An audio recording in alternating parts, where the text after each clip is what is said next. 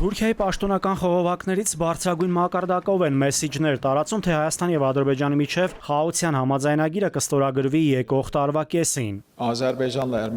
Ֆիդանը հայտնել էր նաեւ, թե Հայաստանի եւ Ադրբեջանի միջև վերջնական համաձայնագրի ստորագրումից հետո Թուրքիան նույնպես արագ կկարգավորի հարաբերությունները Հայաստանի հետ։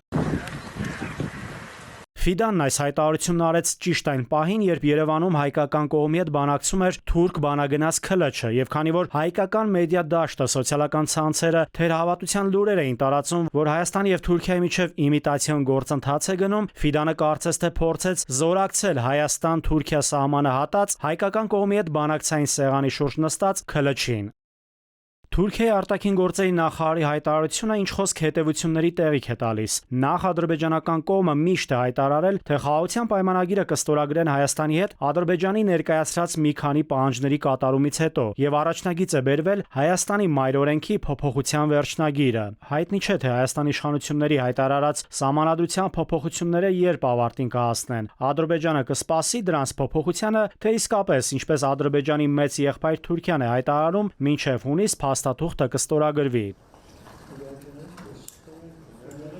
Այնուամենայնիվ ադրբեջանական կողմից կարծես թե Ֆիդանին դեռ չեն արձագանքել եւ հայտնի էլ չէ միանշանակ ընդունում են Թուրքիայի արտաքին գործերի նախարարի հայտարարությունը թե ոչ։ Գուցեև Թուրքիան իրոք տեղեկացված է, որ հնարավոր է Ադրբեջանը պատրաստ է առանց Հայաստանի սահմանադրության փոփոխության էլ խաղաղության համաձայնագիրը ստորագրել։ Չի կարելի բացառել նաեւ, որ Թուրքիան հերթական իր փորձառու դիվանագիտական քայլն է անում, ակնկալելով, որ աշխարհում գլոբալ աշխարհաքաղաքական վիճակն իրենց օգտին է ծառայում։ Նախ արագ կառուցել իրենց բառամթերքում հաճախակի օգտագործվող Զանգեզուրի միջանցքը թուրքական աշխարհի հետ կապվելու համար, եւ հետո Միացյալ Նահանգները եւս շտապողականության մեջ է։ Ֆինանսական աջակցությամբ Հայաստանին փորձում է ավելի արագացնել Հայաստանի հարավային դարպասում Թրամփի ուղու կառուցման աշխատանքները։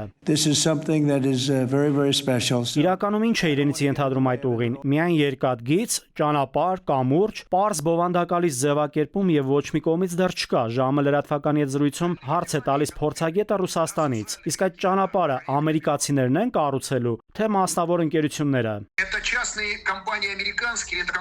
Այդ մասնավոր ընկերությունները կոնսորցիում են, իսկ եթե ռուսներն ու իրանցիներն ասեն, որ դա մեզ դուր է գալիս, մենք էլ մեր ներդրումն անենք, մեզ այնտեղ սպասում են, թե ոչ։ Իսկ Դոնալդ Թրամփը տեղյակ է այդ մասին, թե դա իրոք այդպես է, դուրս են մնացել։ Ռուսաստանն աուտ է, Իրանն աուտ է, այդ դա հարց է։ Իդեպ այդ տրանսպորտային առաջարկները, որ հիմա անում է Ամերիկայի Միացյալ Նահանգները, Ռուսաստանն արդեն արել էր, իսկ Ամերիկան դա ներկայացնում է know-how։ Այդ առաջարկը կար 20 թվականի նոյեմբերի 9-ի համաձայնագրի մեջ, նաև 21 թվականի հունվարին։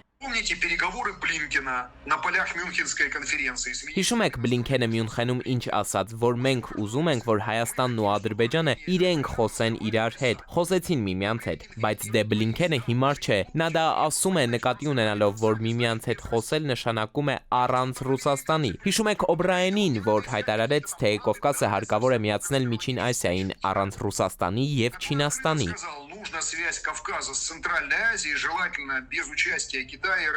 Օգոստոսի 8-ի Վաշինգտոնյան փաստաթղթերի ստորագրումը Մարկեդոնովը դեկլարացիոն է համարում, որպես մտադրություն։